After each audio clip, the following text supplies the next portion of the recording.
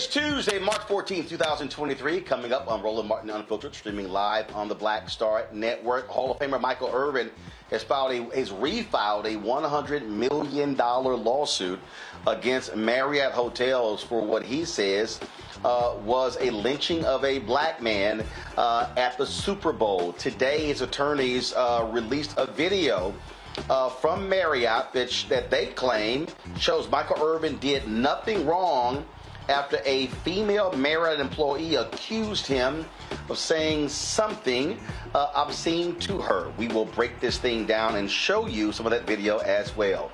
Florida Republicans continue their assault against diversity, equity, inclusion by passing a bill out of committee that could very well prevent historically black colleges and fraternities from being on the state campuses. We'll break down this bill and why it worries D9 leaders. Also on today's show, black hair in the entertainment industry.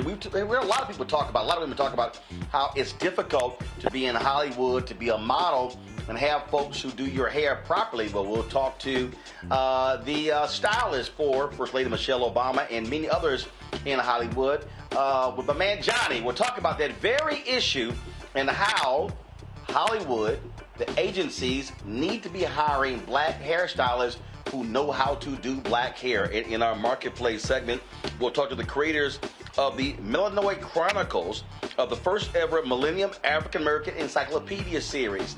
It is time to bring the funk on Roland Martin Unfiltered on the Black Star Network. Let's go. He's got it. Whatever the miss, he's on it. Whatever it is, he's got the scoop, the fact, the find. And when it breaks, he's right on time and it's rolling. Best believe he's knowing. Putting it down from sports to news to politics. With entertainment just for kicks, he's rolling. It's on go, roll, y'all. It's Roland Martin, yeah. Rolling with Roland now. He's funk, he's fresh, he's real, the best, you know he's Roland Martin now.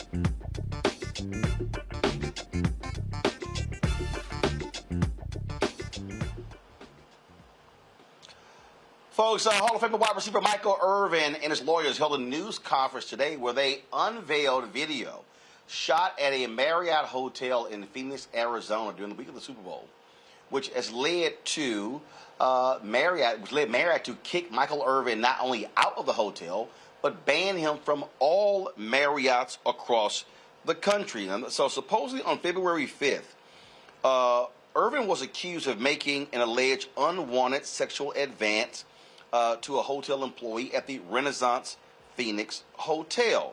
But the Irvin defense team unveiled a video that was finally released that they claim shows he did nothing untoward towards this woman. Watch this. Okay, as we start here, y'all can see up to the top right, Michael is outside with the gentleman that were here last time via Zoom. I've called them the TMZ witnesses because they were the first to interview them, but it's three gentlemen.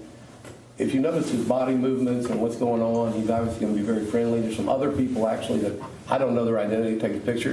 That guy right there on the left, stop it. And go back 10 seconds. Can you do that? When I talked about the people that were in the back talking, I believe the complaining witness, I believe it's this gentleman here who's some kind of a manager, and then you'll see the witness who's been back come out this side, okay? She's gonna walk way around here to this pole instead of back to where her job would be back that way. Okay, go ahead and roll.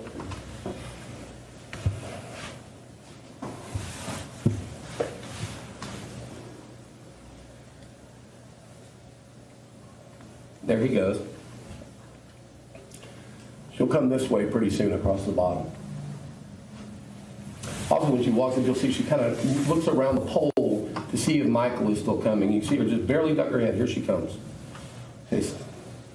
Right there. You see how she stuck her head to the right? And now pause it. Now, she's way ahead of Michael. If she was to continue at her same speed for her job, she should be way over the bar in a second, but she clearly slows down so that they're going to intersect at that kind of juncture where you have to walk in the bar. So go ahead.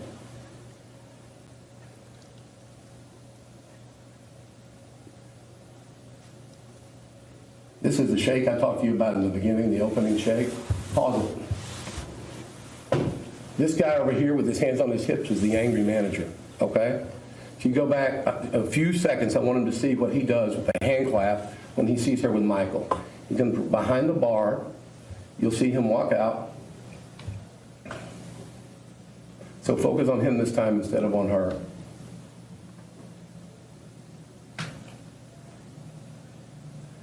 We went back a little far. It's not as granular as it should be. Okay. Well, we got it coming now because here she comes. He sees her back there where he's vectored, and he comes up, the manager, and you'll see him when he sees her. Watch his expression when he does. See the claps? I don't know what that is. Then he comes up here, and you can see he's visibly frustrated at what's going on somehow with her. Now let's take your focus back to Michael and her, because you can see they have friendly interaction. The body language is good, and they're just talking. In fact, as you see, he keeps more space from him than he does when he's talking to any male at any point in the bar. Some of y'all probably wish he'd keep more space when he talked to you.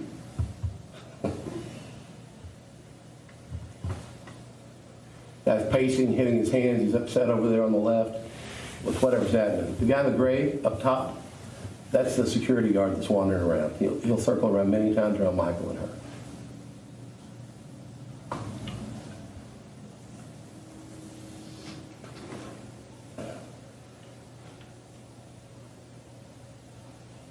Pause it 1 second. And we've been going for a while. They're having a lot of conversation. As Marriott released in their statement, they said basically, he said one word to her, an offensive, vulgar thing that he did not say, and it's clear from the video and from these witnesses. But they have a very lengthy conversation, and no one's trying to tell us what that is. Go ahead.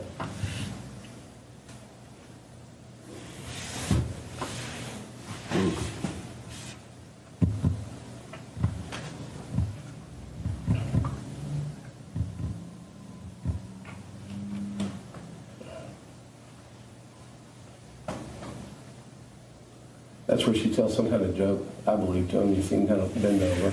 She's shaking her head back and forth like that. He walked in closer to her. She didn't back up at all. Now they're shaking hands. Now I want you to watch the end interaction here, because she's going to kind of, when the people come up, she'll kick her leg. As she walks off, she's still talking to Michael over the shoulder, all friendly. There you go. Kicks her leg.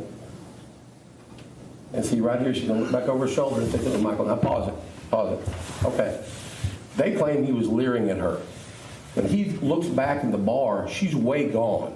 Because you're about to watch, she's going to go over here, and that guy is going to go he's going to get very visibly upset with her.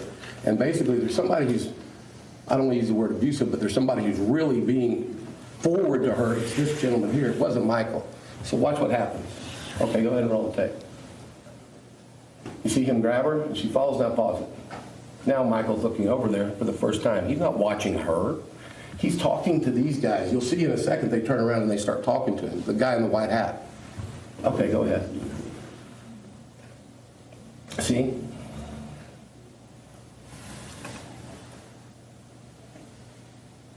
Now Michael walks out to go take a selfie with this, we believe, Renaissance employee, 99% sure. And the security guy stays right there with him, who's been around for the whole conversation around this.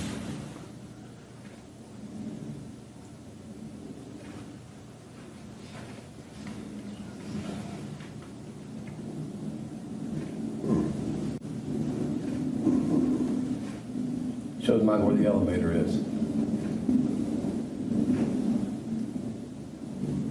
Okay, you can stop. There's nothing else relevant on this tape. It just shows the lobby for another couple of minutes. All right, folks, we're going to go to a break. We come back. We're going to talk with Clarence Hill, who is the Cowboys beat writer for the Fort Worth Telegram. Talk about this case. Michael Irvin has been fighting back vigorously. His attorneys say, Marriott, you're going to have to pay up. You're watching Roland Martin Unfiltered right here on the Black Star Network. On the next Get Wealthy with me, Deborah Owens, America's Wealth Coach, we've seen the headline. Major tech companies laying off. Google, Facebook, Twitter, just to name a few, and tens of thousands have been laid off as a result. On the next Get Wealthy, we take a look at what it means to recession-proof your career in tech. Joining me will be Kanika Tover, and she's going to be sharing exactly what you need to do to turn anxiety into achievement. Shifting our mindset to thinking that only opportunities exist in big tech is something that we're going to have to shift fast, because there's so many opportunities that are out there that we have to change the way we were thinking about our careers. That's right here on Get Wealthy, only on Black Star Network. A lot of these corporations or people that are running stuff push black people if they're doing a certain thing. What that does is it creates a butterfly effect of any young kid who, wants to leave any situation they're in, and the only people they see are people that are doing this. So I gotta be a gangster, I gotta shoot, I gotta sell, I gotta do this in order to do it. And it just becomes a cycle. But when someone comes around and is making we don't, they don't want to push it or put money into it. So that's definitely something I'm trying to fix too, is just show there's other avenues. You don't gotta be a rapper, you don't gotta be a ball player. You can be a country singer, you can be an opera singer, you can be a damn whatever, showing the different avenues. And that is possible, and it's hard for people to realize it's possible until someone does it.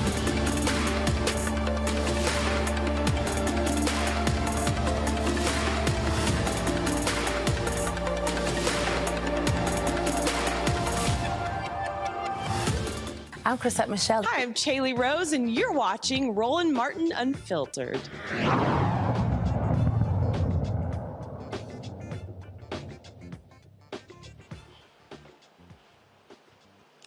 All right, folks, welcome back to Roland Martin Unfiltered. Clarence Hill is the Cowboys beat writer for the Fort Worth Telegram. He has covered Michael Irvin for a number of years. Glad to have him on the show. Yes, I do allow Omegas on the show occasionally. All right, Clarence, let's get right to it. When this story dropped, I forgot you're a shorthorn. Welcome to the SEC. Get used to going 5-7. All right. Let's get right to it, man. Look, here's the deal. I remember when this story happened, it was strange for them to literally remove Michael Irvin from his hotel, throw him out, ban him from all Marriotts. Then they fought the release of this video. Marriott, the hotel folks, the lawyers disobeyed the judge's order, so he had mandated that this video be released. You were there at the news conference. And it is clear Michael Irvin and his attorneys are pissed off with what they saw on that video, saying, how could this man make a lewd comment when you saw the reaction of this woman on the video? Yeah, the body language does not match up to the allegations of the case. Now, just a couple of some background. According to Marriott, the NFL told them if they noticed anything or their employees did anything bad or something wrong at the hotel to notify them. So that's why they notified the NFL when this supposedly went down and he was removed from the hotel and removed from NFL coverage. That was the NFL edict that, on our employees or their employees, if something went bad, then they would be noticed and they would handle that. But looking at this case, Michael Irvin had a press conference last week and he said it was, being railroaded and compared to a black man getting lynched in 2023 without any without any proof. The Marriott came up with some proof finally on the day that they were asked to reveal the video last Friday. They made some allegations, though they at least detailed the allegations that the woman had said, which caused them to do the action. Again, it does not, at least from Michael Irvin's standpoint, from his attorney's standpoint, it does not match up to the video that she's been sexually assaulted or a situation where she's uncomfortable, at least according to their version of the video. Again, keep in mind, there's no audio, it's just video. and we don't know what was exactly said. Michael Irvin said he didn't say the things that was alleged, that the woman alleged in the video, but certainly they are put out there. They're putting their own story out there about the manager and how he was watching them from the beginning, and he was more upset with her and been more demonstrative with her than Michael Irvin ever was. And I saw the news conference, and again, you see this video. The way how the conversation even ended, I can only imagine if somebody made a lewd comment to you, that's not how, I mean, you would think the video would show her sort of, falling back shocked or stunned. That's literally not what we saw, and they sort of walked us through this video, and so I think Marriott's going to have a hell of a lot of explaining to do while they were so adamant that Michael Irvin did something wrong. Yeah, and I don't know. I'm sure you know what the lewd comment was, and if you want to put the comment, at least the alleged comment, on the air, that's fine. But I know I've talked about this. If my daughter, girlfriend, wife, whatever, if someone made that statement toward her that alleged to make Michael Irvin, it would not be in a minute conversation. They would walk away immediately. I would think they would, and maybe just talking to different people handle things differently. But the alleged comment that was made, if this was made and you were bothered by it, why would you continue the conversation? Why are you shaking hands, doing all this other stuff at the end? None of that at least jives with the conversation. But not only Marriott's going to have a problem, and maybe the NFL, who kind of rushed to judgment on Michael. The other part here that must be noted, no criminal charges were ever filed. Okay, so this is not a criminal case.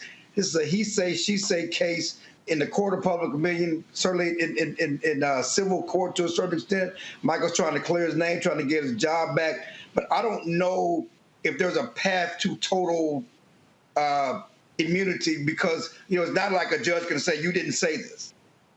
There's no, because it's not a criminal case, or you are innocent. The thing that jumps out at me here, look, Michael Irvin, and Michael and I, we joke a lot about this. He knows I can't stand the Cowboys. But look, professional. And I do joke with Michael when I say, man, Michael was great for me in my career. I won a whole bunch of awards. Michael Irvin was out there, getting busted in hotel rooms. I broke that drug story. But I remember also broke the story when he had the rape settlement, when he was accused of rape. And I remember he was leaving Cowboys Cafe, and he yelled to the media, same intensity when he was cleared as it was when he was accused. And I called him, about a few weeks ago, and he said, also publicly, he said, listen, he said, I've done a lot of stuff in my life that was true. He said, I didn't do this. And I've seen Irvin take the fall for stuff, but here he is absolutely angry with how his name has been dragged through the mud by this. Yeah, I mean, it's killing his career, and certainly, we know his reputation, we know his history. I think that's part of the thing here, certainly in the court of public opinion. It was Michael Irvin, he did it, and that's what he feels, is that people already believe I'm guilty because of my past. And you look at the situation, certainly I was there, reported with the same intensity. He certainly said that back then, and he hopes to be able to say that now, report his innocence, report that he's been exonerated with the same intensity. And he's devastated. His family is devastated. It was one thing when he was, a player. It's another thing now, at this point in his life, and he has this, blossoming media career with ESPN as well as the NFL Network. That's all on hold right now. Absolutely. And it was a lot of embarrassment, and people began to say all kinds of different things like that. And so, and again, he wants his name back. As I said, his lawyers they filed the case in Collin County to get this legal action going, to get the video released. Now they've refiled in Arizona. And so now it's going to be very interesting to see what happens as this case moves forward. Does Marriott settle? Are we seeing depositions? But based upon what I saw and heard today, Michael Irvin and his attorneys, they are not going to back off of this any way whatsoever. No, they're fighting it to the end. I mean, this is Michael's career. you know, and they're not backing down, and they're going to take it as high as they can take it. Certainly trying to get his name back, trying to get his job back. You know, it's personal to him. You know, I've watched him the last couple of weeks, and he's hurt. You know, he's beyond himself and disappointment and saying, I did nothing wrong here. Yes, he's said, certainly we all know what he's done in the past, accused of being doing, but he says, in this instance, I did nothing wrong. And I'm being accused, I'm being tried. You know, as he said last week, I'm being hung without evidence. All right, Clarence Chill Hill, Star Telegram, man, I appreciate it. Thanks a lot. Thank you, man. Appreciate it. All right, got to go to a break. We come back. We'll talk about this with our panel. Don't forget, if you're watching on YouTube, hit that like button, folks. We want to, again, the more likes we get, it has an impact on the YouTube algorithm, and so please hit the like button. Also, download the Black Star Network app, Apple phone, Android phone, Apple TV, Android TV, Roku, Amazon Fire TV, Xbox One, Samsung Smart TV. Don't forget, you can also watch us now on Amazon News. That's right. If you have Amazon Fire, simply go to the news section, click news, and you can actually see our 24-hour, 7-day-a-week Black Star Network streaming channel. Also, support us in what we do by giving to our Bring the Funk fan club. Check our money orders. Go to P.O. Box 57196, Washington, D.C., 20037-0196. Cash App, $RM Unfiltered. PayPal, R Martin Unfiltered. Venmo, RM Unfiltered. Zelle, Roland at RolandSMartin.com. Roland at RolandMartinUnfiltered.com. And be sure to get a copy of my book, White Fear, How the Browning of America is Making White Folks Lose Their Minds. Bookstores nationwide, Target, Barnes & Noble, Amazon, or download your copy on Audible. We'll be right back.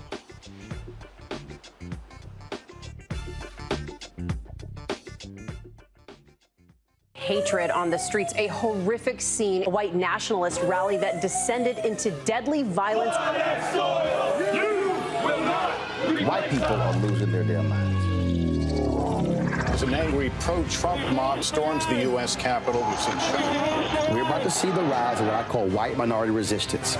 We have seen white folks in this country who simply cannot tolerate black folks voting. I think what we're seeing is the inevitable result of violent denial. This is part of American history. Every time that people of color have made progress, whether real or symbolic, there has been what Carol Anderson at Emory University calls white rage as a backlash. This is the rise of the Proud Boys and the Boogaloo Boys. America, there's going to be more of this. Here's all the Proud Boys, guys. This country is getting increasingly racist in its behaviors and its attitudes because of the fear of white people. The fear that they're taking our jobs, they're taking our resources, they're taking our women. This is white fear.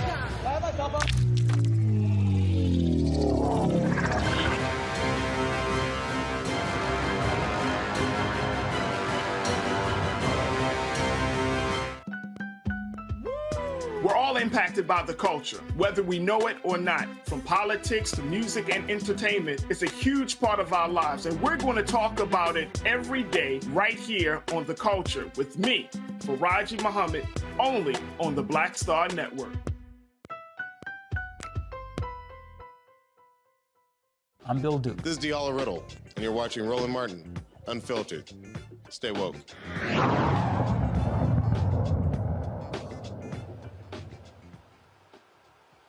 All right, folks, welcome back to Roland Martin Unfiltered. Let's pull up our panel right now. Joining us on today's show, we, of course, have Randy Bryant, DEI Disruptor, Dr. Jason Nichols, Senior Lecturer, African American Studies Department, University of Maryland, College Park, and, of course, my man, Dr. Larry Walker, out of Florida. Glad to have y'all here.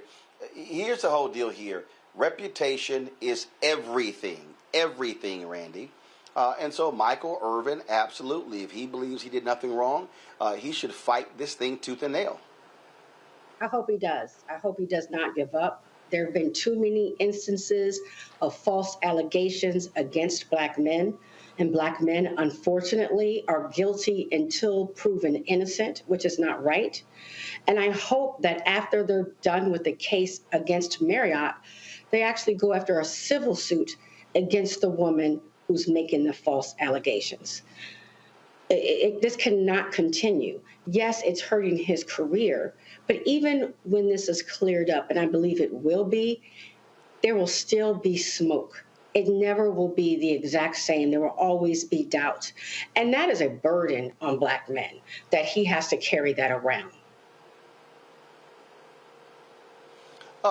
Think here, Jason, again, watching that video, and yes, it's just video, there's no audio, but you would think that if Irvin said something obscene, as this woman alleged, we would see a different type of reaction on that video.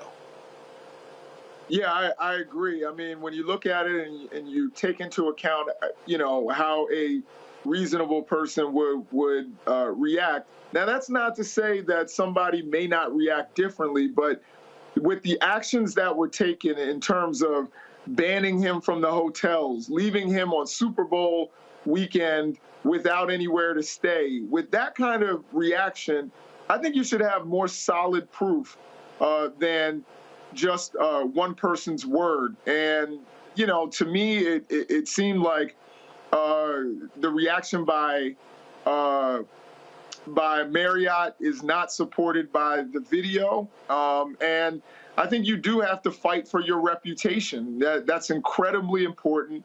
That's something that will follow you. And we know, and as you stated in your previous interview, Michael Irvin's reputation has taken some hits over the years. He can't afford any more. And he had a good job. He was seeming to rebuild his brand and his reputation. He deserves that if he's not guilty of what's being said about him. And from what I can see, I would lean toward that. Now, that's not to say that it's a definite. As you stated, we don't have audio. We don't know what he said. But from what we can see, it doesn't appear to support what's being alleged. And, I think he deserves, at least for him not to be smeared the way that it's seeming like he's being smeared right now. Larry. So, Roland, you mentioned earlier in terms of, some of the ups and downs that Michael Irvin has encountered in his professional career and after. And I think this is people assuming based on some of those issues that whatever was said between Michael and this lady are accurate. And that's unfortunate in today's society. And I'm really interested to see how this plays out over the next couple of weeks, couple of months. And you said, Roland, you've been really clear as you made in terms of and even the last interview that, Michael's been really, and his attorney's been adamant about that. He didn't say the things that he's being accused of saying. And Marriott's response to this allegation was substantial in terms, like I said, putting him out of the hospital, banning him, out of their hotels, et cetera. So it was pretty extreme. But the thing I'm thinking about in terms of, like I said, and Irvin and some of the challenges he's had in the past, can he even get back to where he was prior to this conversation? And I don't know the answer to that, in today's society in terms of, making sure that women aren't being treated unfairly. I don't know if he can ever get his reputation back. And I don't know what he said. No one knows what really was said between those two. And certainly, we can watch video, and obviously there's no audio, and see some of their interaction and look at body language and try to assume what happened. But this becomes he say, she say. And the question is, once again, is there any way in terms of him getting back his reputation that existed 5 seconds until their interaction? And I really don't know the answer to that question, but it'll be interesting to see how it plays out. All right, then. We certainly will be following this. Speaking of following, y'all, we are following what's happening in Florida. I have been telling y'all for quite some time that what Republicans are doing in Florida and other states are attacks on black people and anything dealing with equity. Well, now what we are seeing play out here, it really deals with the issue of DEI. So there have been two bills that have been proposed in Florida that could have a negative impact on historically black colleges and universities. There are two bills: Senate Bill 266, House Bill 999. Now, Governor Ron Desantis backs these bills aimed at restructuring higher education, eliminating all diversity, equity, and inclusion programs from college curriculum. Now, that has advanced in the State House committee. The bill was approved by a 12-5 party line vote by the House Post-Secondary Education and Workforce Subcommittee. It now advances to the full, forward. Now, joining us right now is from Tallahassee, Florida State Representative Christopher Benjamin. Representative Benjamin, glad to have you here. Now, based upon what I've seen, that the House bill is more draconian than the Senate bill. So explain the negative impact this could have on historically black colleges, historically black fraternities and sororities. Thank you. And also Latinos. Thank you, Roland, for having me. I think what the fear is that there is programming that we in our Black Greek organizations that we do that cater to our community, that deal with issues that are in our community. And I think what the real fear is that type of programming that these organizations are historically known for could be impeded by this particular legislation, meaning that those student body organizations won't get to address some of the issues that they would normally address because those issues may deal with areas of law now that are being sought to be banned. But in terms of our existence on college campuses, a plain reading of the language of the bill doesn't provide for our being banned from college campuses. But what the fear is that there is a part in the House bill that subjects us to the policies and procedures of the universities, and a change in that by a university could possibly have an effect on us. I just saw a tweet. Representative Chevron Jones just tweeted, "I would like to publicly thank the bill sponsor of Senate Bill 266, Senator Aaron Grell, for hearing the concerns of our black fraternities and sororities by removing language that could have been an unintentional consequence to our organizations. As a proud member of Alpha Phi Alpha, thank you."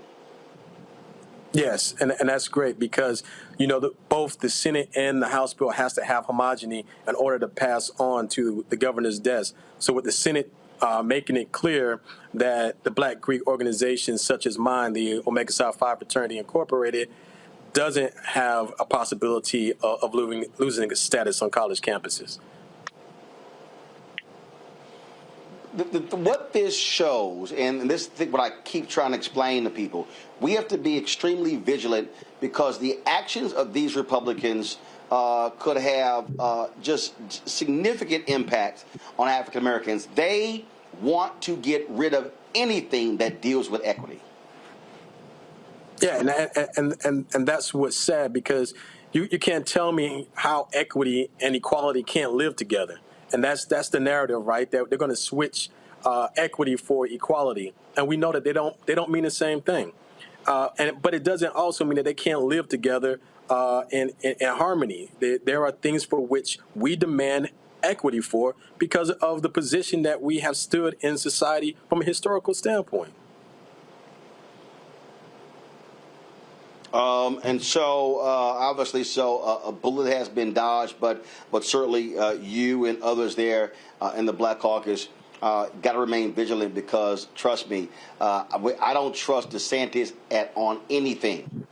Hey, listen, Roland. They call me the fix-it representative, and if in any way we can make a bill better, that's what me and my team are out here doing, is trying to make these bills better. Even if we can't vote for them at the end, we try to make the bill better for public consumption, and so that we can make sure that our college professors know what they can and cannot teach. I think that's the chilling effect. When you purposely make these bills vague, then that's when our professors are in fear that they don't know what they're allowed to teach and what they can't teach. All right, Representative Benjamin, we appreciate it. Thanks a lot. Hey, we appreciate you, Roland. Keep it up. Thank you very much. Randy, I want to start with you. Like I said, these consistent attacks on anything dealing with DEI, this is what Republicans are doing. When I keep trying to explain to people, This is not just about public education. They want to go after anything dealing with DEI in corporate America, in law firms, in accounting firms. They want to go after it all. This is all driven by white fear. Right. And it's not just, I don't think people understand, it's not just about limiting what students are accepted, but it also is about limiting the professors that are hired and also limiting what they're allowed to teach.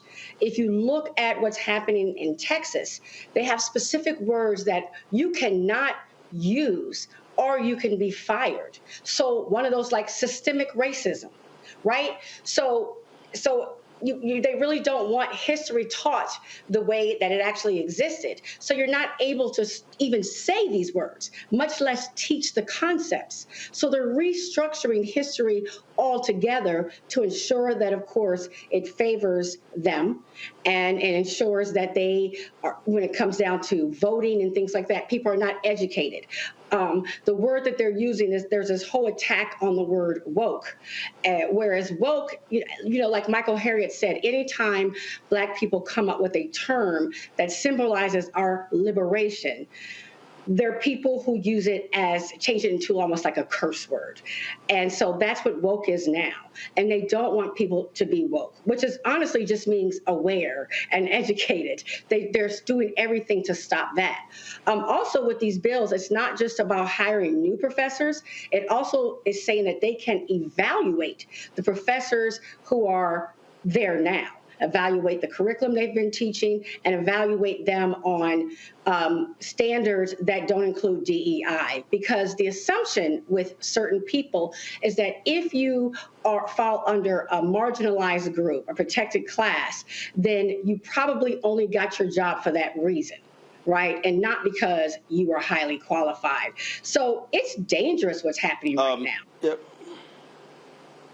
Larry, you're there at a university there in Florida, State University, and what I keep hearing, there are a lot of teachers and professors who, frankly, they don't know what the hell or to say or do because you don't know what could offend this governor and Republicans in Florida. So let me just be clear. I know you just heard about the Senate bill, which is not as anti-Black as this House bill. I'm just going to be clear. These bills are draconian, Roland. And this will become the template for how to destroy higher education, particularly when it comes to taking away tenure, not only in Florida and Texas, but nationally in red states. And if either version of these bills pass, it's going to have a ripple effect in higher education throughout the United States. And you're right, Roland. I'm very involved on campus in terms of issues supporting Black faculty and staff. And there are a lot of people concerned. This will lead to a mass exodus. Let me also highlight some of the troubling provisions of the bill, Roland. One of them is traditionally faculty members involved in hiring, and then it works its way up the chain, and the president approves it.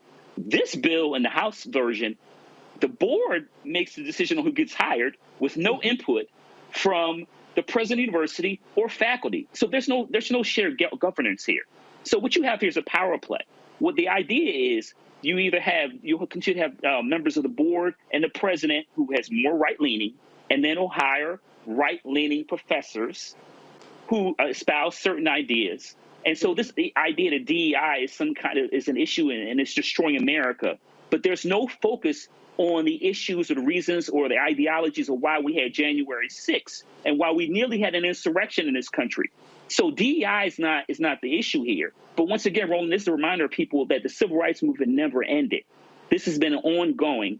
And if Black folks don't continue to fight as vigilantly as possible, then this will become a template for what we see in states throughout the United States and will be the end of higher education as we know.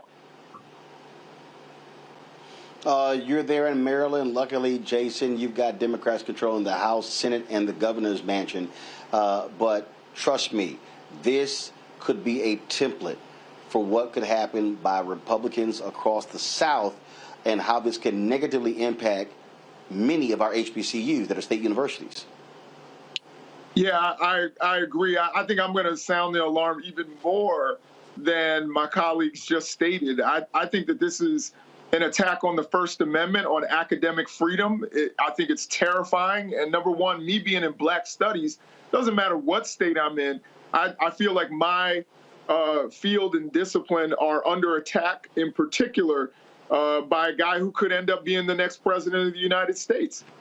And I think it's also an attack on things like Chicano studies, Native American studies, women's studies, LGBT studies. This is an attack on academic freedom, particularly for untenured people. They're not going to teach the ways that they are trained to teach. They're not going to teach the classes that they want to teach. This is something that I think should sound alarms for everyone across the country. And again, we're just coming out of a Republican administration. And, you know, 2 of our last 4 governors have been here in Maryland, have been Republicans. So I don't necessarily feel 100% safe here, even though this is a blue state and, you know, our legislature is overwhelmingly Democratic. But, you know, these kinds of waves can go through the country. We should all be advocating for what we can fix here, because this is terrifying. When you start saying you can't say certain words, you can't read certain books, you can't assign certain essays, I think that should terrify everybody and be a First Amendment violation. And we should see lawsuits all around the country against Ron Desantis and what's going on there in Florida. All right, folks, hold tight 1 second. Got to go to a break. We come back. More on Roland Martin Unfiltered, including Sierra catching lots of heat for the sexy, some say degrading dress she wore to the Vanity Fair Oscar party. I got a few words about that. You don't want to miss that. You're watching Roland Martin Unfiltered on the Black Star Network. Coming up on the next Black Table, a conversation with Professor Howard W. French on his new book, Born in Blackness, covering 600 years of global African history and helping us understand how the world we know today is a gift from Black people. There could have been no West without Africa and Africa. That's on the next Black Table with me, Greg Carr, only on the Black Star Network. On the next A Balanced Life with me, Dr. Jackie, re-entry anxiety. A lot of us are having trouble transitioning in this post-pandemic society and don't even realize it. We are literally stuck between 2 worlds, in purgatory. How to get out of purgatory and regain your footing and balance. What emotions they're feeling and being able to label them, because as soon as you label an emotion, it's easier to self-regulate. It's easier to manage that emotion. The next, A Balanced Life on Black Star Network.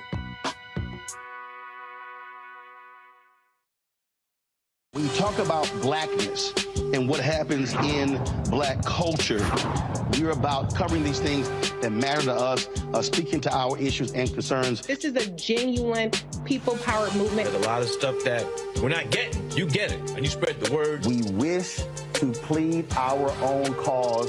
Too long have others spoken for us. We cannot tell our own story if we can't pay for it. This is about covering us. Invest in Black-owned media. Your dollars matter. We don't have to keep asking them to cover our stuff. So please support us in what we do, folks.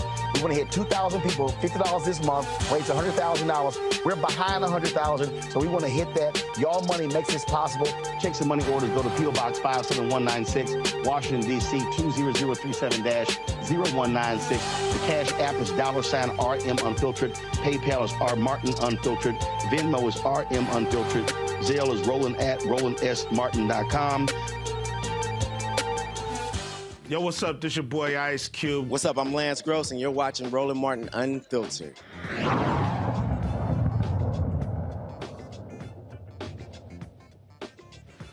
Hello, what time is Johnny?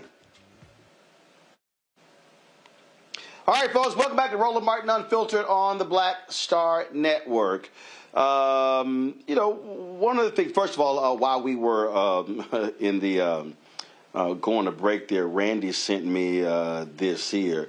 So you remember the Republican judge who spoke at Stanford University and whined and complained about the so-called woke mob of students who were critical of him.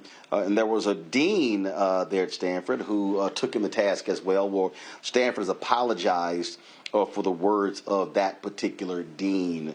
Again, because they did not like this Trump-appointed judge who they say had been taunted.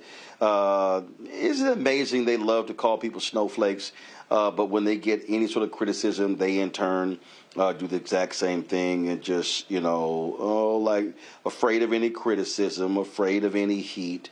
And so all they do will just complain about something. All right, that's what they do. Control room, have y'all found the Sierra photo? All right, y'all, so here's the deal. So Sierra, of course, the singer, married to NFL quarterback Russell Wilson, she turned a lot of heads and some folks batted a lot of eyes over this outfit she wore to the after parties at the Oscars. This sheer dress, some say it's not a dress, and boy, it's been a lot of people been commenting. In fact, somebody hopped on my Instagram page and told me that, someone must have hacked my page because I approved of what she had on. And there are others somebody else said, I can't, how dare you, you would be angry if your wife wore something like that. Let me remind y'all something here right now, okay? Sierra Princess Harris, that's her actual name, is 37 years old. Sierra is a grown-ass woman. And when I hear these people talking about, how dare her husband let her wear, again, that's a grown-ass woman. So somebody said, again, they posted, you wouldn't let your wife wear it. Her ass can wear what she want to wear. She grown. Now, if folk criticize what you got or praise what you got, then you deal with that. But what the hell is wrong with some of y'all who want to police with a grown-ass woman? Maybe some of the people out there whining and complaining mad because you ain't got Sierra's body. Now, if that's your problem, we'll take your ass to the gym or call one of our dietitians and get your act together. But what I think is just beyond stupid. We've seen, first of all, we all remember the dress J-Lo wore to the Grammy years ago. We still talk about that dress. Okay, there have been other people who have worn outfits, who have worn dresses that are just as revealing as that one. But I don't care. These folks, Randy, these folks are really killing me with this whole how dare her husband let her walk out the door with that on. Right. And she's an entertainer who has always dressed seductively. This is not something new. And I believe that she can wear what she wants to wear, but clearly her husband was fine with it. But there's always been a battle for Black women being able to be many things, to be professional, to also be sexual. We've always been the ones who are called fast if we do anything. And I think that we need to release that and allow us to be whole women and do as we want to do. They kill me, Jason, with how did Russell Wilson let? It's just like when I went to the Howard Charter ceremony. There was a brother. I had my African outfit on, and his brother said, "Man, I wish I would have worn mine, but my wife wouldn't let me." I said, "What the hell you mean let? Your ass grown. My wife ain't got no veto power over a damn thing I wear, and ain't got veto power on nothing she wear." Now, if she asked my opinion about something she's wearing, I'll give my opinion. As if she asked. Now, I don't ask her opinion what I wear, what the hell I want to wear. But that's just straight up, okay? But I just don't get this whole deal. How did he let her? She's 37 and grown. Right, exactly. I don't get. First of all, she looks fantastic. I think she looks great. I think Lizzo looks great. And I think they make decisions for themselves. And it's a red carpet. People wear things on a red carpet that maybe we wouldn't wear to the movies. You know what I mean? Like, I don't understand why people were so offended and why people are either offended by Russell Wilson or offended for Russell Wilson. Russell Wilson is a grown man himself. He's fine. He's okay. He's not blinking for help. He's next to a beautiful woman, and she's making her own decisions. He's making his own decisions. They're parenting together. They're living their lives together, and they are not worried about your opinion. So just everybody just needs to chill out, enjoy it for the red carpet that it was, for that event, and, just get off of everybody, back about it. She looks great.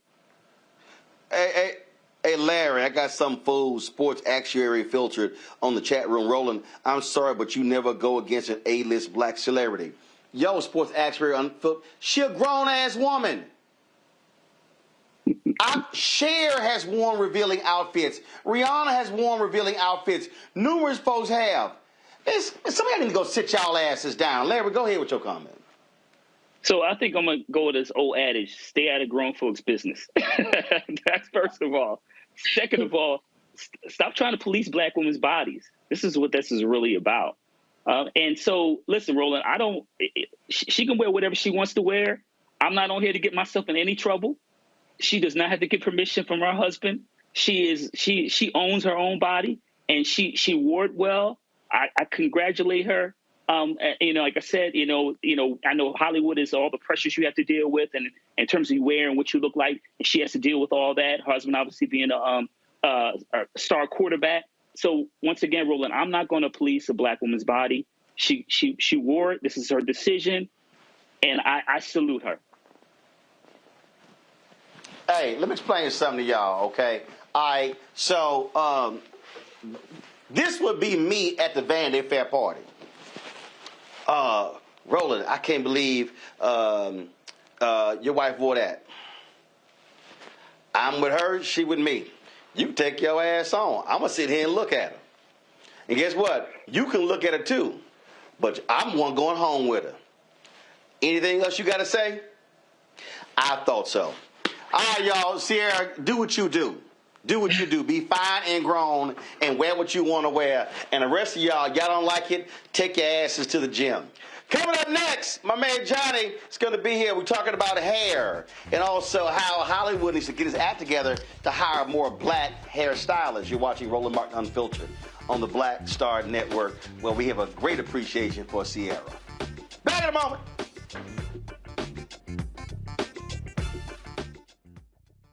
When you talk about blackness and what happens in black culture, we're about covering these things that matter to us, speaking to our issues and concerns. This is a genuine people-powered movement. There's a lot of stuff that we're not getting. You get it, and you spread the word. We wish to plead our own cause.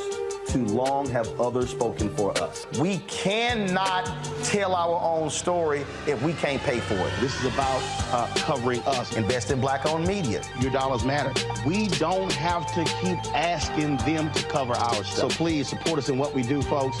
We want to hit 2,000 people, $50 this month, raise $100,000. We're behind $100,000, so we want to hit that. Y'all money makes this possible. Checks and money orders go to P.O. Box 57196, Washington, D.C. 20037-0196. The Cash App is $RM Unfiltered. PayPal is R Martin Unfiltered. Venmo is RM Unfiltered. Zelle is RolandS.Martin.com. Coming up on the next Black Table, a conversation with Professor Howard W. French on his new book, Born in Blackness, covering 600 years of global African history and helping us understand how the world we know today is a gift from black people. There could have been no West without Africa and Africa. That's on the next Black Table with me, Greg Carr, only on the Black Star Network.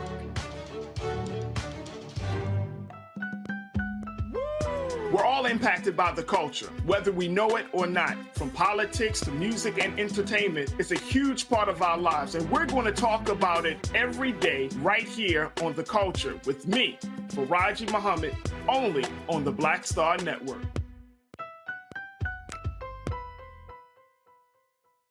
What's up, what's up? I'm Dr. Ricky Dillard, the choir master. Hey, yo, Peace World, what's going on? It's the Love King of R&B, Raheem Devon, and you're watching Roland Martin Unfiltered.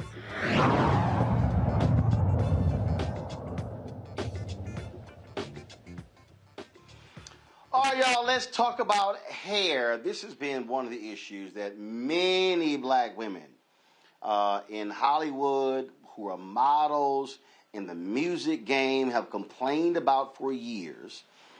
Black women who are also in television, TV anchors, that you got folk who do their hair who do not know how to do black hair.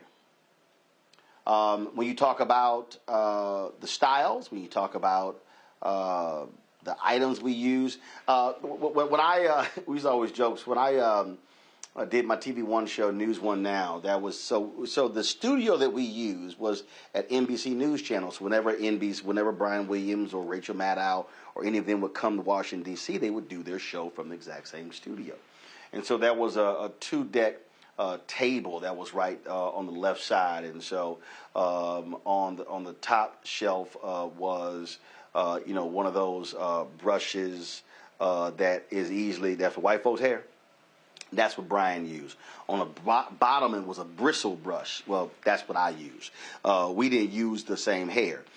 We've heard the exact same thing on the issue of makeup, how black folks are made up. We've heard this, how black people are lit.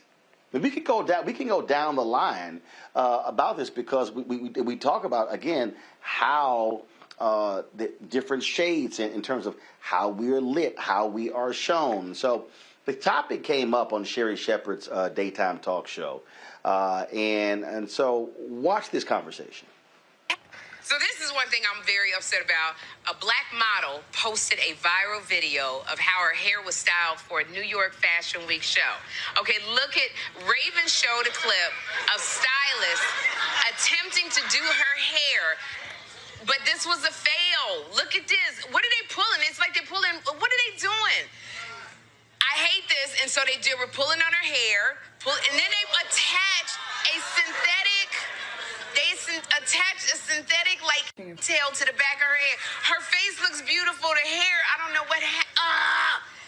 This is a big complaint with black models and actors, and when you're on a set with people who don't know how to do your hair. In the modeling community, I don't think they have enough black people who know how to do the women's hair. It's natural hair. Because there's a certain way you have to manipulate the hair, John. So it comes out like this, and she looked beautiful, but her hair looked crazy. And I'm going to tell you, it happens with actors as well. When we get on the set and we don't have anybody to do our hair, it's usually when we first start out. Because I was on a sitcom once. Tell you, they didn't know how to do my hair. I had pressed it the night before so they could just do it. But the hairstylist thought that it was too oily, so he poured face powder on my hair to absorb the oil, and then that congealed up and it got really lumpy. Then he blow dried my hair. Okay, that's like cooking fish in hot grease. So he burned my hair out. And it was such a mess. We couldn't do the show. They had to call. Her name was Julie. She worked over on Living Single. She did Queen Latifah's hair. She was on the same lot. They called Julie to come and do my hair and fix it all up. And I remember I just wanted to cry because a lot of times if it's not your show, you can't say anything with it. You can't get an attitude. You don't want to be seen as somebody hard to work with. And it really messed up my hair. I lost some hair. And this is what I hate. John, when you go on the set, I did another sitcom, and when they say to me, this is what they always say, oh my gosh, you're naturally pretty. We don't have to do anything. That's code for we don't have no idea what we're doing. We don't. Folks, Johnny Wright is the author of Natural and Curly Hair for Dummies. He has styled hair for the likes of First Lady Michelle Obama, Tamron Hall, and many, many more. Of course, I knew Johnny when I was on radio at WVON in Chicago. Johnny, glad to have you on the show. Johnny, Thanks for having me, bro. This is not just about who can. Glad to have you here. This is not just about who can do hair. This is about economic opportunity. This is about economic exclusion. How black hairstylists, how black makeup artists, lighting directors have been frozen out, and then the black artists have been left to fend for themselves, and sometimes looking crazy as hell by folk who don't know how to do their hair, do their makeup, or how to light them. It happens all the time. It happens on movie sets, television sets, on runways. It happens in editorial. there's always a fear when a black woman goes on set, if the person is there is going to know their texture properly and know how to manage it, style it, and take care of it properly. It's a big deal, and it's always a big deal. That's the reason why I wrote the book. And I'm sure you have lots of horror stories of getting that 911, Johnny, get here, help! Yeah, it happens all the time, you know, and particularly on set because, you know, even with the union, you know, I just applied for the union, and of course, every year they make it harder and harder for you to get into the union. I was accepted last year, and then I had the flu, so I couldn't make the interview, so that means I was denied, and now I'm back trying to get back in again. But the thing is you would think they would want to have us on set because there are so many black actors on set, and you want people there to delegate and know exactly how to do their hair texture. And I have gotten a call so many times, can you meet me on set? Can you come here and can you fix this? Because the person on that set wasn't able to do their texture. And the thing, so you also have to get around that. And so I'm sure you've had situations where it's kind of like, okay, do the hair in the car or do the hair at the hotel, and then we'll show up. Because, again, that sister, she's trying to look her best. And if you got those union folks who are like, absolutely not, can't do it here, okay, we're going to figure a way around this sucker then. Yeah, the thing about it is that, you know, for me, when we went to beauty school, we learned about all textures of hair. Now, specifically, most of the textures that was in the Milady's book was focused on straight white hair, right? But because I went to Dudley's Beauty College, they focused on natural hair, they focused on relaxers, and they focused on all the things that were in our community. But what I don't understand is all money is green. You know, when I worked in Chicago, 95% of my clientele was black, 5% was white. But then when I moved to LA, 90% of my clientele was white, 10% was black. And the thing is, for me, money is green. So I want anybody to be able to sit in my chair, no matter what color you are. It's all about understanding texture and being a true hairstylist and being able to invite anybody into your chair. And I saw a video you dropped where you said, yes, you are supposed to learn how to do different textures. If you want to call yourself a celebrity or whatever, a hairstylist, damn it, learn how to do all hair. Listen, if you want to call yourself a hairstylist, period, learn how to do all hair. That should be a standard when it comes down to getting your license. They should have some type of testing to know that you can work with each texture of hair. So there's no such thing as discrimination in your business. So if somebody comes to the salon and they want their hair done, you can service them because you learn how to do that in school. There should be no way that you're in a salon, you're in let's say a plaza somewhere, and not anybody can walk in and get their hair done. If they go the same for a black stylist to be able to do all textures of hair, it should be the same for the others.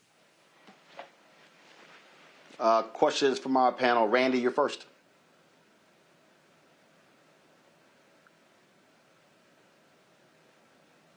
I can't hear Randy, you're muted. Sorry.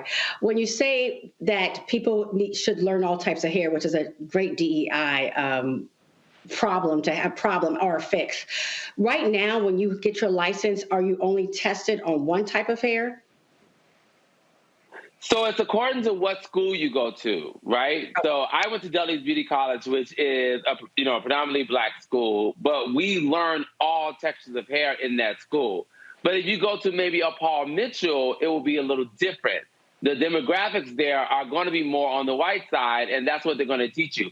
But to answer your question, when you get your license, when you go get your state board, there should definitely be a clause in there where you can be tested. You have a theory testing, and then you have a technical testing, right? The technical testing should include all textures of hair. So that way you know that this person is equipped to work in any salon. Absolutely. Absolutely. So there seems to be the diversity's there, but there's nothing that's been done to create inclusion. Yeah, exactly. It should start at ground zero, which is when you're in cosmetology school. I remember when I was working at the White House, I was working at Immortal Beloved, which was a predominantly white salon. And the owner of the salon wanted me to teach the staff, which was the all-white staff. I was the only black stylist in there. They wanted to teach the staff on textured hair so they can all invite anybody into their chair. And that's the type of work that these salons need to be doing across the world. Absolutely. Thanks for that. Larry. Yeah, so I'm glad you wrote a book about this, and we know it, policy-wise, the Crown Act, the state and federal level, in terms of how, Black women's hair in the workplace, et cetera. But I wanted to find out in terms of the industry with your book, have you been invited to various places to give speeches and talk about the importance of this, considering all your years of experience in the book that you have? Yeah, so I have been invited prior to the book to speak about this in certain areas, but the book just came out in November. It's doing really well, and my 11 city tour is just got picked up, so that's going to start in June, and these are the type of conversations that we're going to have in those 11 cities. And I will, of course, be doing more lectures around this topic. Now that the book is out and it's getting more popular, I would definitely see myself getting invited into these spaces more often. I definitely want to continue the conversation because, again, it's really about texture, right? Anybody can possess that texture of hair. So, these textures go from white to black, but anybody can have the texture. So learning the texture is what's key. Then you could take the race out of it. It's really about learning the texture. Jason. So this is a really, really fascinating conversation. I always think about what I would always hear from women, that they would want a Dominican stylist because they have to know how to do everybody's hair, because they go from very straight hair to very, tightly coiled hair. I guess my question is, you talked about beauty schools. Is there a way to standardize this so that, someone in Iowa has to know this, know how to do, 4C black hair? Is it standardized just by state, or is it nationwide? Are there nationwide standards for beauty school? So there's a part of the curriculum, right, where you have to take a manual test and showing certain things that you learn in clinical and when you're in school, right?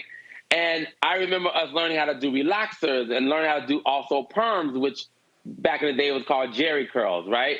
Those are the things that we have to be able to do in order to pass to get our state board. So to answer your question, the same thing can be done when it comes down to understanding all textures.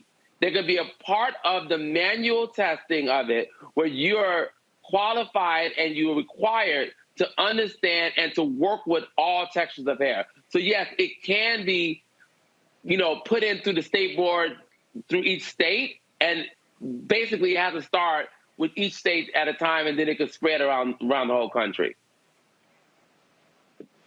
Thank you. Well, like so much of this country, white is over the top of the list.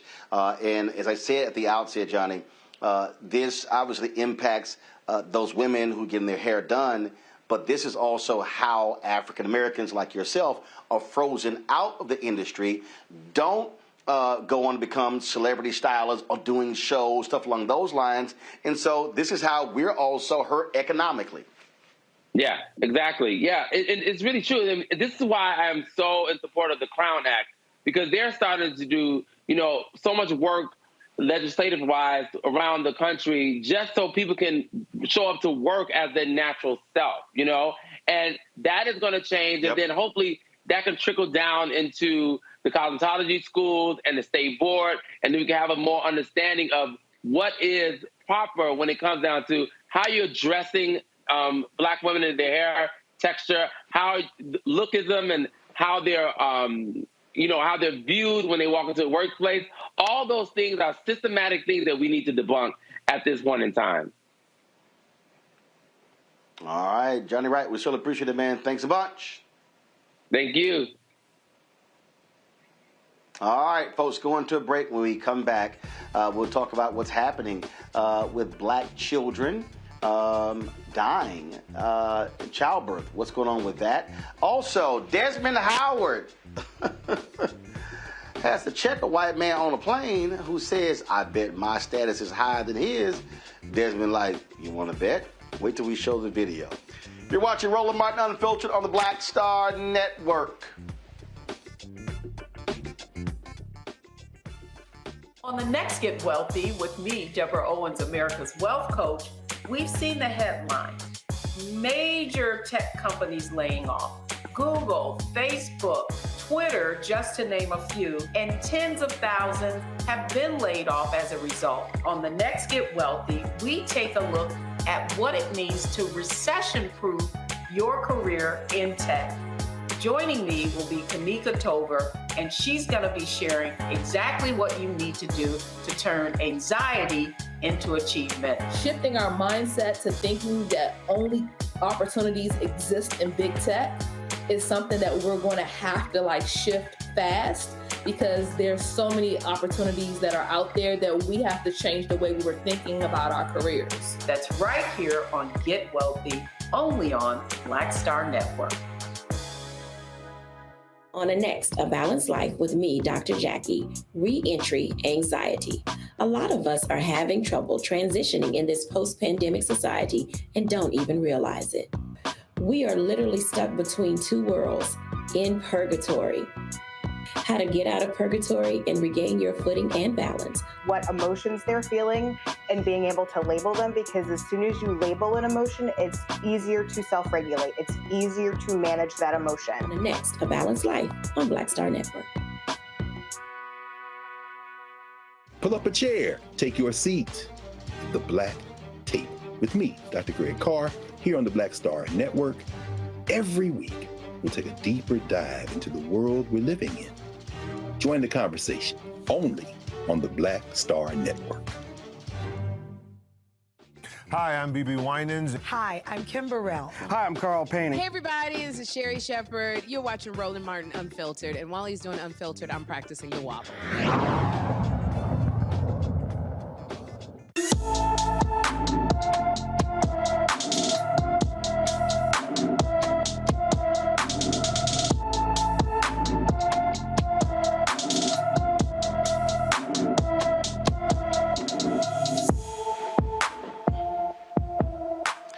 Darlene Turner has not been seen since November 22nd. The 15-year-old teen walked away from her Indianapolis, Indiana home.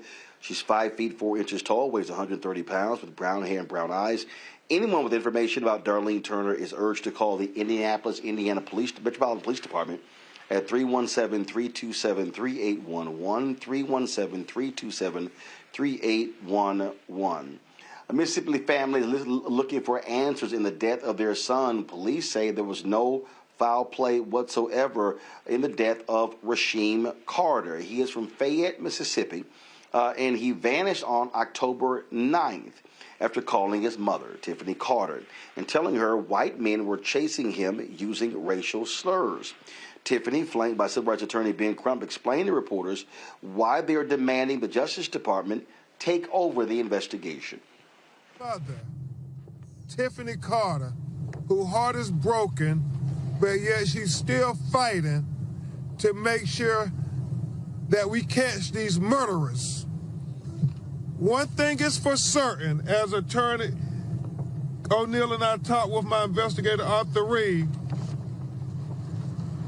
this was not a natural killing. This was not a natural death. This represents a young man who was killed. His head was severed from his body. His vertebrae, his spinal cord, was in another spot they discovered away from his severed head. They have recently found remains that they believe are also Rasheem Carter at another part of where he went missing. And what that tells us is that this was a nefarious act this was an evil act. Somebody murdered Rasheem Carter. My son told me that it was 3 truckloads of white guys trying to kill him. And at the time that he told me, as a mother, I had to think fast. So I told him, to go to the police station because I felt in my heart that they would serve and protect like they obligated to do. Yes, ma'am. But at that particular time, I thought telling him to do that was the right thing to do. But I learned later that it actually wasn't on the behalf of him. But at the end of the day, he was obedient. He did what I asked him to do. And he went to the police and they did not? They did not help him. He asked for help, but they didn't help him. He did, like I said again, he did the right thing by asking, but they didn't help him.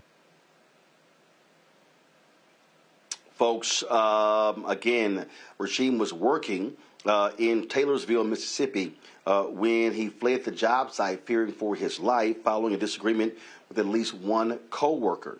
He was discovered on November 2nd in a wooded area south of Taylorsville. The Smith County Sheriff's Department and the Mississippi Bureau of Investigation concluded there was no foul play in his death. Authorities conducted an autopsy on February 2nd, but declined to comment, citing the open and ongoing search. In Georgia, a former sheriff is headed to prison for violating the civil rights of inmates. Victor Hill is going to spend 18 months in federal prison after a jury convicted him on 6 counts in October of using unreasonable force and violating inmates' constitutional rights by strapping them down and leaving them in restraint chairs inside the Clayton County Jail, sometimes for hours. Hill will also have 6 years of supervised release and must complete community service. Federal prosecutors wanted him to serve 4 years in prison. He was a sheriff in Clayton County for nearly 15 years before he was indicted and suspended in 2021.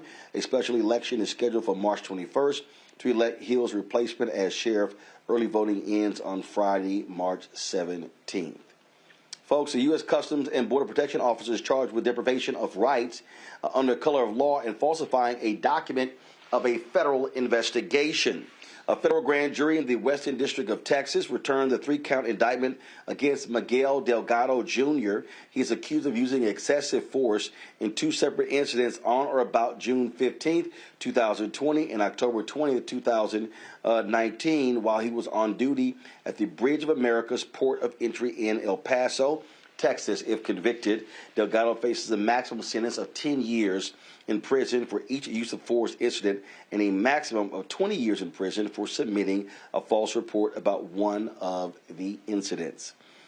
In Texas, some Texas State House Democrats want to increase access to Mexican American and black ethnic studies in the Lone Star State. House Bill 45 was reintroduced by Houston House Democrat Christina Morales.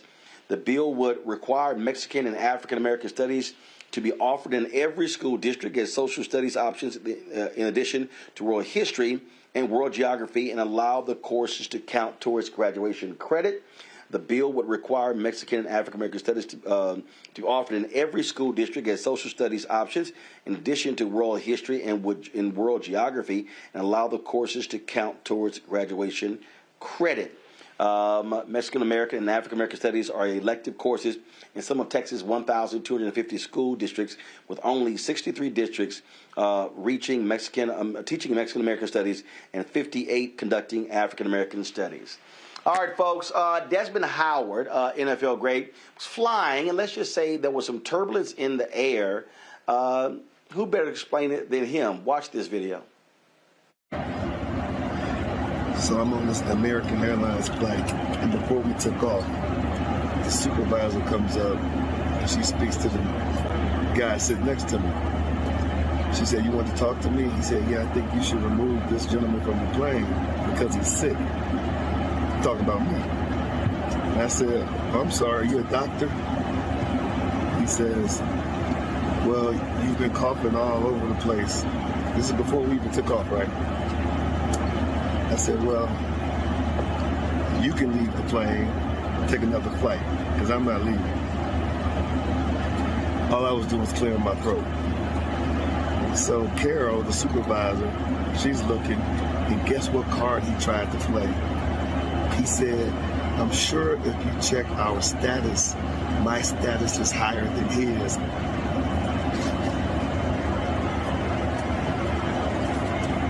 So I said, Carol, yeah, check our seats and let me know whose status is the highest. And as you see, I'm still sitting on this plane. As a matter of fact, we're in the air right now. The caucasity of him, unbelievable. All right, everybody, you guys have a happy Sunday. Peace. Jason, the caucasity of him. Unbelievable. And the fact that he brought it to status is just ridiculous all in and of itself. Listen, people cough on planes. I get a little nervous since the pandemic too, but I don't, demand somebody be kicked off of a plane. Particularly, he's wearing a mask, clearly, so, which you don't have to do anymore. This is just, like he said, it's caucasity. It's unbelievable that he thought he could pull the status card in order to have someone removed from a plane who hasn't done anything but clear their throat. If anything, I wish that Desmond could have put the camera on him a little longer so we could see who he is and, actually not to, harass him or anything like that. So we know to steer clear of that individual because he's clearly, something's wrong with that guy.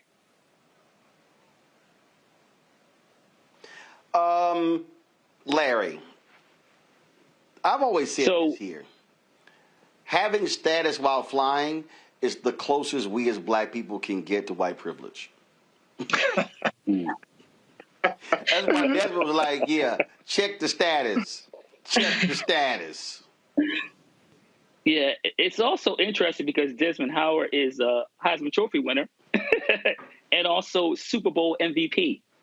So he certainly came for the wrong person, but you're right. I'm glad he recorded the video and showed this individual so he understood what he was dealing with. But like he said, Desmond said, we saw where he was still sitting on that plane. But unfortunately for black folks, Roland, we have to deal with stuff like this all the time, depending on where we are, whether it's in a workplace, whether it's a plane, whether it's on the train station, airport, wherever we are. We have to deal with these interactions where people think less of us because of our race or ethnicity. So I'm glad the gentleman got humbled. So don't come for a former Super Bowl MVP next time. Don't come for anybody. Randy, this is just what it means. This is just, Randy, what it means when you're black. And Desmond was kind of like, all right, player, I'm about to make you real famous. Right, and I'm not surprised that it happened. I think that all of us have been checked in different areas, just living regular life, that one doesn't feel like we belong a certain place and feel superior enough to tell us to get out or to question why we are there. You see people going to pools and everything and white people feeling as if they have the authority to check us, as if we still have to be walking around with our papers. And so it's always tastes so good. It's so yummy when it turns out the way it did in Desmond's case. It's really, it's my favorite song. I replay stuff like that all the time. I'll tell you this here. One of the greatest stories I have ever heard was from Chicago attorney Peter Bino. So I played golf with Peter when I lived in Chicago, and so now Peter's a short dude. Peter's probably 5'3", 5'4". Okay, Peter, if you're taller than that, my bad. But he's short. So he gets on a plane and in first class, and this white guy looks at him and he goes, "Well, you ain't tall enough to play basketball. You're not big enough to play football. So what do you do to be sitting in first class?" Peter Bino. Straight up. Peter Bino, without missing a beat, he says, "I'm the biggest drug dealer in Chicago." And then opens up his Wall Street Journal, crosses his leg, and doesn't say a word the rest of the flight. And the whole flight, this guy's like, He didn't know what to do. Now, mind you, Peter's a $2,000 an hour attorney.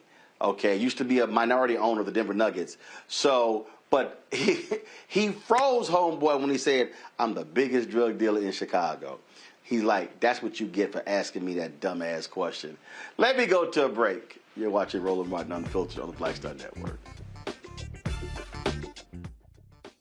A lot of these corporations or people that are running stuff push black people if they're doing a certain thing. What that does is it creates a butterfly effect of any young kid who, you know, wants to leave any situation they're in, and the only people they see are people that are doing this. So I gotta be a gangster, I gotta shoot, I gotta sell, I gotta do this in order to do it.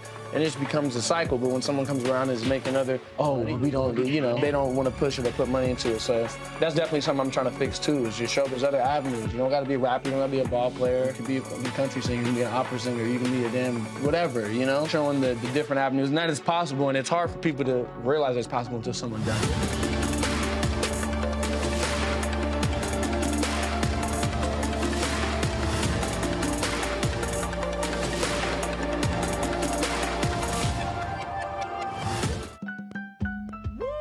We're all impacted by the culture, whether we know it or not. From politics to music and entertainment, it's a huge part of our lives, and we're going to talk about it every day right here on The Culture with me, Faraji Muhammad, only on the Black Star Network. I'm Deborah Owens, America's Wealth Coach, and my new show, Get Wealthy, focuses on the things that your financial advisor and bank isn't telling you, but you absolutely need to know. So watch Get Wealthy on the Black Star Network.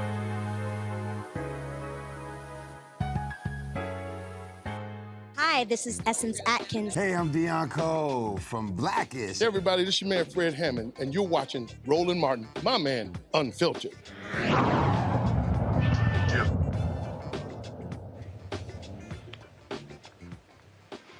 Folks, we've talked a lot about this story about infant mortality, and a new study shows you how devastating this is for African Americans. According to the CDC, about 3,400 U.S. babies die suddenly and unexpectedly every single year. A recent study says the number of black babies die at almost 3 times the rate of white infants in 2020. The study, published by the American Academy of Pediatrics with research from the Centers for Disease Control and Prevention, found that the SUID rate, sudden infant death, SUID rate per 100,000 live births was highest among black infants in 2020, surpassing the SUID rate among non-Hispanic American, Indian, or Alaskan Native immigrants, which has been declining since 2015. Joining me now is board-certified pediatrician Dr. Yolandra Hancock from Upper Marlboro,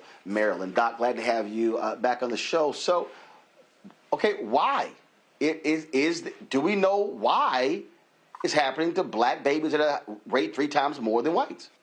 It's an excellent question. When you look at the data, one of the explanations for the total increase was that there's a reclassification. So what was previously known as sudden infant death syndrome is now sudden unexpected infant death syndrome. And those of us in pediatrics have redefined how we diagnose it once a baby has transitioned. Particularly for African Americans, there are 2 factors that I feel that are at play. One, we have to look at the risk factors for sudden unexpected infant death. The first is prematurity. We know that babies born premature are at increased risk of SUID. The second is what we call low birth weight, babies who are born less than 2,500 grams. And those go hand in hand, particularly when we talk about an important issue that you've covered, maternal mortality. Maternal health directly links to birth weight and the timing of when a baby is born. The second factor, specifically for people of color, particularly black people, is that this number significantly increased during the pandemic.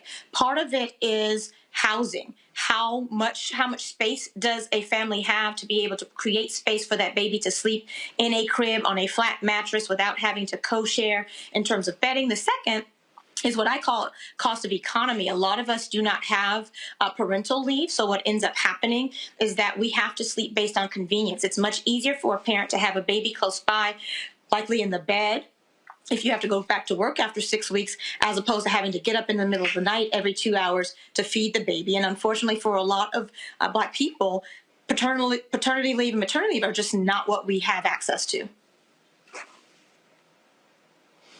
And this is the thing that, again, I always make this point, the folks who call themselves pro-life, it's amazing how quiet they are on this topic. Right. You know, I always say people aren't pro-life, they're pro-birth. What we really have to think about are the resources that are afforded to families to be able to provide care for their babies.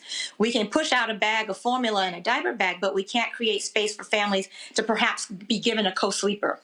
There are resources available for parents to have the baby in the space with them and have it be more convenient and, of course, safe. We, in the world of pediatrics, want babies to be put to sleep in their beds, on their backs, without excess covers, no extra blankets, a firm mattress. And I know your grandma, your auntie will tell you, well, you slept on your stomach and you were just fine. You don't want your baby to be the one baby that isn't fine when you put them to sleep on their tummies. Questions from our panel. Randy, you're first. Thank you so much for this important information. I know that when it comes to birth rates and death, that this was regardless of socioeconomic level at one point. Is this true when it comes to the sudden infant death statistics? Very good question. Based on this study, there was a relationship between poverty and risk of sudden unexpected infant death. And again, it goes back to what we talked about earlier. Where's the safe space in a household for babies to have space for them to sleep on their own without having the requirement to co-share a bed? And two, the ability of parents to be able to be at home and not have to stress about having to wake up in the middle of the night and then show up for work the next day. And so when we think through what, from a socioeconomic standpoint, the higher levels of employment, the higher the likelihood that you will have parental leave. And that's something that really needs to be addressed in this country, especially if we're trying to tackle infant mortality rates. This country ranks number 35 among developed nations. Like Slovakia has a higher position. Poland has a higher position in terms of infant mortality compared to the United States. Thank you for that. Jason. So I know that we're talking about sudden uninspected infant mortality, but I'm wondering, you know, we've seen across the country where Republicans are trying to get rid of Medicaid or trying to stop Medicaid expansion. Would Medicaid expansion help more infants to live longer? You know, because, you know, I'm thinking because their mothers would get the kind of prenatal care that they deserve, and they would be able to, you know, I know children are covered, but would that affect this, do you think, this number? Absolutely. I always say that a baby's health is dependent on the health of the mother prior to conceiving. And certainly if you expand Medicaid, you provide access to hopefully what will be equitable health care so that women can optimize their health even before they become pregnant. We know that cardiovascular disease is the leading cause of death in pregnancy. We want to make sure that we can address those issues well before conception, and that really links to access to care. And it's unfortunate that, especially with the public health emergency ending in May, that across the country you're going to see a decline in terms of Medicaid coverage that will then both directly and indirectly impact the health of Black babies. Thank you. Larry. Yeah, I'm wondering if you could talk about also the importance of training more Black pediatricians and making sure they're in underserved communities in the role you think this will also play in terms of lowering these numbers. Absolutely. I think that that's a very important question. One, there's a level of trust when you have concordance in terms of race with your physician. I know that there are a lot of families that I have taken care of who felt more comfortable and feeling trusted that they can share with me that they do co-sleep. And then we start to talk about, well, what's the reason why we're co-sleeping? What do I need to do as a physician? What resources can I connect you to? There's a huge fear, and a realistic one, that Child Protective Services will get involved, that babies will be taken from parents' homes, for lesser than co-sleeping. That's the reality when you look at the statistics in terms of how often CPS is involved when it comes to Black families. And so increasing the workforce in terms of healthcare professionals, particularly in the area of pediatrics, is critical. little over 2% of us are physicians, and the majority of us are really starting to gear towards the subspecialties and the higher paying positions. You know, I always joke that I roll a Honda and Sally Mae is my pimp because I committed to a career in pediatrics knowing that I could have chosen any other career. I initially planned on a career in plastic surgery, but I lost my cousin my sophomore year. And I said to my sorority sisters, what good is it if I fix their faces if they can't survive to 5? And so knowing that and having others sort of sign on to have that same mission is how we're going to change the trajectory of our children's health. About 45 seconds left for that parent out there. Is there anything they can do that's preventative dealing with sudden infant death syndrome? The first is to make sure that we focus on putting our children to sleep on their backs. We know that the Back to Sleep campaign has decreased the risk of sudden unexpected infant death by 60%. And have a conversation with your healthcare provider, your pediatrician, your PA, or your NP to talk through. If you have to co-sleep, let's talk through how we can safely create space for you and your baby to be in the same room. All right. Doc, we sure appreciate it. Thanks a lot. Thank you. Folks, Tech Talk is next. Don't forget, if you're watching YouTube, hit that like button, y'all. We should easily be at 1,500 likes. I should not have to say this every show. Seriously. Also, of course, leave your comments on our Black Star Network app. Hit the share, like button. Facebook as well. Don't forget, download the app. Apple phone, Android phone, Apple TV, Android TV, Roku, Amazon Fire TV, Xbox One, Samsung Smart TV. Watch us on Amazon News. If you got Amazon Fire, click News. Go to the Black Star Network. You can watch our 24-hour streaming channel. Help us with your resources, folks. Please join our Bring the Funk fan club. Check and money orders. Go to P.O. Box 57196, Washington, D.C. 20037-0196. Cash App, $RM Unfiltered. PayPal or Martin Unfiltered. Venmo is RM Unfiltered. Zelle, Roland at RolandSMartin.com. Roland at RolandMartinUnfiltered.com. And be sure to get a copy of my book, White Fear, How the Browning of America is Making White Folks Lose Their Minds. Available at all bookstores. Get it from Target, Barnes & Noble, Amazon. Download your copy on Audible. We'll be right back. Hatred on the streets, a horrific scene, a white nationalist rally that descended into deadly violence. White people are losing their damn minds. As an angry pro-Trump mob storms the U.S. Capitol, we've seen shooting. We're about to see the rise of what I call white minority resistance. We have seen white folks in this country who simply cannot tolerate black folks voting. I think what we're seeing is the inevitable result of violent denial. This is part of American history. Every time that people of color have made progress, whether real or symbolic, there has been what Carol Anderson at Emory University calls white rage as a backlash. This is the rise of the Proud Boys and the Boogaloo Boys. America, there's going to be more of this. Here's all the Proud Boys, guys. This country is getting increasingly racist in its behaviors and its attitudes because of the fear of white people. The fear that they're taking our jobs, they're taking our resources, they're taking our women. This is white fear.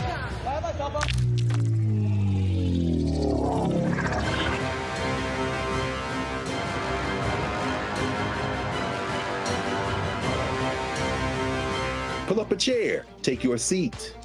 The Black Tape with me, Dr. Greg Carr, here on the Black Star Network. Every week, we'll take a deeper dive into the world we're living in. Join the conversation only on the Black Star Network. This is Judge Mathis. What's going on, everybody? It's your boy, Mac Wild. Hey, what's up, y'all? It's your boy, Jacob Lattimore, and you're now watching Roland Martin right now.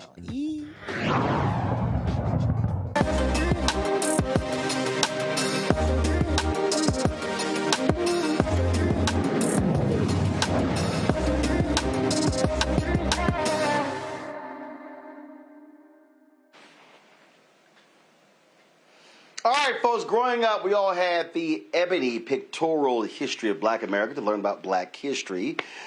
Since then, we have witnessed many more accomplishments, so therefore, how do we chronicle those? The Alani Media Group, they've launched the Illinois Chronicles, which is the first ever New Millennium African Diaspora Encyclopedia series. It's also the first ever to be created here in the U.S. Joining us now is Alani Media Group's Chief Visionary Officer, Zarina Hameen, joining us from Philadelphia. So glad to have you here, Zarina. So, all right, an encyclopedia series. And so is it hard copy? Is it digital? Because, we all remember those of us who are Gen Xers having all of those encyclopedias and trying to buy each one of them in our families. I grew up in the 80s, so same thing with me. I always had the hard copies in my house. So what we did is we wanted to, the mission of Alani Media Group is to merge traditional media with modern technology. So it is available in hard copy as well as ebook for a new generation.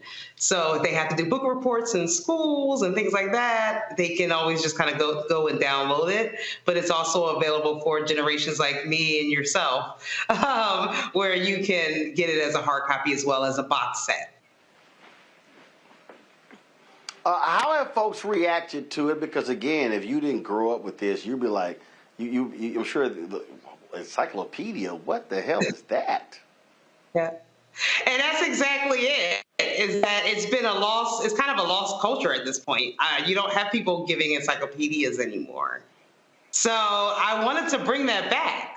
I wanted to bring back the encyclopedia series, and I wanted it to focus on the fact that we don't have, we have the Britannica, we have all these things, but I wanted it to focus on the new millennium, because the reality is that we're always going to have a lost history in this country. Always. There are so many things, and that's actually a part of our official statement, is, when Katherine Johnson died in 2020, she received a memorial. Everyone was and NASA gave her a Hall of Fame. But 4 years before, we didn't even know who she was. If Hidden Figures wouldn't have come out in 2016, we would have never known who this woman was, and she would have died in vain. So we have so many stories like that. But what we can do now is we can change the trajectory of that for the future generations. So what the Illinois Chronicles does is it's there for all generations. But if you're 23 and younger, you have for the first time your history, people who are first groundbreaking, documented. And that's something that no other generation before them has ever had. That's why the first one is a collector's edition of 20 and 2020, 2000 and 2020, and we'll bring one out every 5 years. All right, then. Let's see here. Larry, you're first. Yeah, so this is a great project. Also, glad to hear you coming from my home city of Philadelphia. I got to note that. But can you talk about, in terms of you being able to partner with like school districts? This is a really important historical project, or other partnerships you're creating. Absolutely. So we are, it started actually as we were being featured in libraries. So we are now in 13 libraries around the country so far, in California, Arizona, Oregon, and Vermont. And we're also a part of Scribd, which is the biggest digital library of the world. And we're also in the Library of America. The Library of America. So we started there, and then we started having events and talking to other people. Most recently, we just connected with the Philadelphia School District to have a meeting with the Philadelphia School District to implement it into schools in Philadelphia. But our overall goal, obviously, is to reach the Department of Education and get it filtered out and put it in all schools. And the beauty of the Illinois Chronicles is we are highlighting all people of the African diaspora all around the world. So it's not just Black America, it's mostly Black America, but we're highlighting everyone from the African diaspora. So I did an interview one time and they were like, oh, I'm Puerto Rican, or I'm Dominican and we don't have anything like this. And I said, no, you do, because you're also featured. So that's our next move, is moving into the school system. And we're already making our moves into the public and city libraries in the country. All right, cool. Jason. So my question is kind of a simple one. Who did the research for this, and how long did it take to actually complete that research? Excellent question. 2 years. It was 2 years and 3 researchers, to the point where it was an around the clock. I'll be very honest with you. I underestimated how much work this would be when you're covering 20 years of Black history, a history of people of the African diaspora. I'm very honest about that. I underestimated it. So we had 4 researchers, to the point where one of the researchers texted me one day and said, hey, I've been working on this all weekend. Do you mind if I go and get some groceries and take a nap? That's how big it was. I said, I don't want to deny you food and sleep. But it was 2 years. And I'm pretty sure we still missed some people because it was so extensive. And I'll also be very honest with you. We're already started the research for the next release of the next encyclopedia series. And it's almost equivalent to 20 years. I don't know if it was the pandemic or what, but the Olympics, but we are doing, people of the African diaspora in the last 3 years are doing phenomenal things. So we're already gearing up for that. But the original one definitely took 2 years and 4 researchers. Thank you. Randy. That's what I was going to ask you. Do you intend on releasing a new volume every year, or? Yeah, it's just like Roland said. We all grew up with it. It came out. This is a series. That's why we call it, that's why it's called the Encyclopedia Series, because no, this needs to happen. This is what's important about this. It has to change the trajectory completely. That's what I was going to say to you. The timing couldn't be better. I mean, when you look at what is being done to our schools and how the education is being so limited and really excluding people from the African diaspora, I am just so excited to see what you've done here. And I really believe that kids will do as we used to do. And I would just read the encyclopedias as if, it was like a real book. So I'm excited about this. Thank you. Yeah, it was very interesting because that's a lot of people actually ask me that question. They say, okay, is this going to be ongoing? And I'm like, absolutely, because it has to be. And you're right, it couldn't come at a perfect time. I've been reading in the last few years, I've been reading all of the, keeping up with everything that's been going on in the school district. And they're actually promoting in some states for us to no longer use the word slavery, that they were just uncompensated workers. That's insane, right? So that's why my focus is getting it in the school system. Because what do we have here? Everybody knows, I'm a big fan of Marcus Garvey.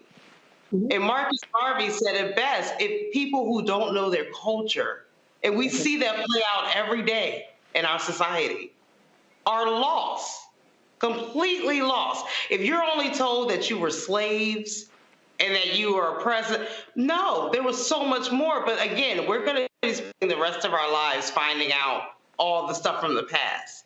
But these kids now, they can have something and say, okay, since I was born, I have a niece who's 16 years old. She was my inspiration for it. She loves science and technology. I want her to see the first people that look like her who are inside. That's why we did something different with the Melanoma Chronicles.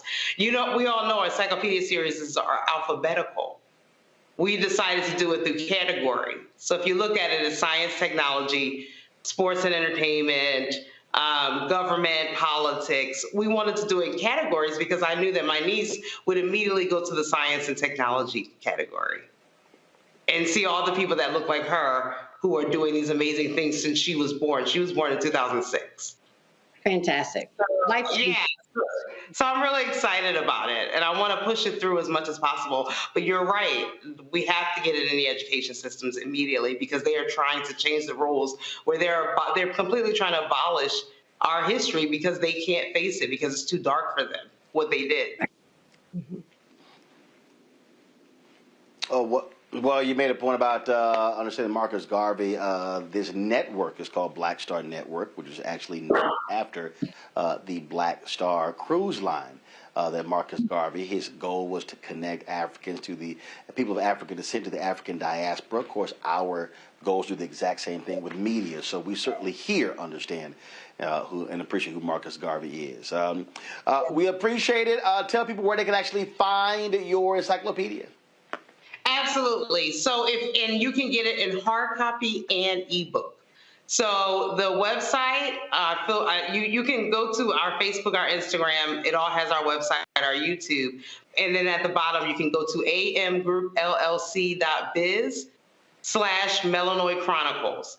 And you can read more about the Melanoid Chronicles. We are currently being featured on 43 Comcast networks, which includes NBC, the OWN network, Discovery Channel, et cetera, which you would see on the website. And you can read more about us, and you can purchase either a hard copy or an ebook. And the ebook is available through Barnes & Nobles. It's also available through Scribd, the digital library I talked about, Amazon, Audible, so you'll see the whole list of where we're available. And then if you just want a hard copy, for the hard copy. All right, Zarina, we surely appreciate it. Thanks a lot.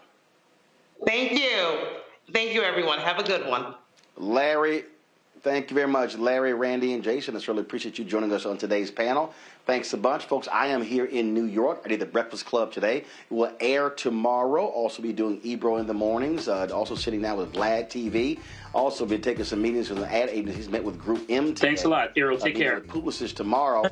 Waiting for the folks with OMD to schedule us as well. So we're out here fighting a good fight, trying to get these ad dollars. And so that's the work that we're doing. I will see you guys tomorrow right here. Roland Martin Unfiltered on the Black Star Network. Holla!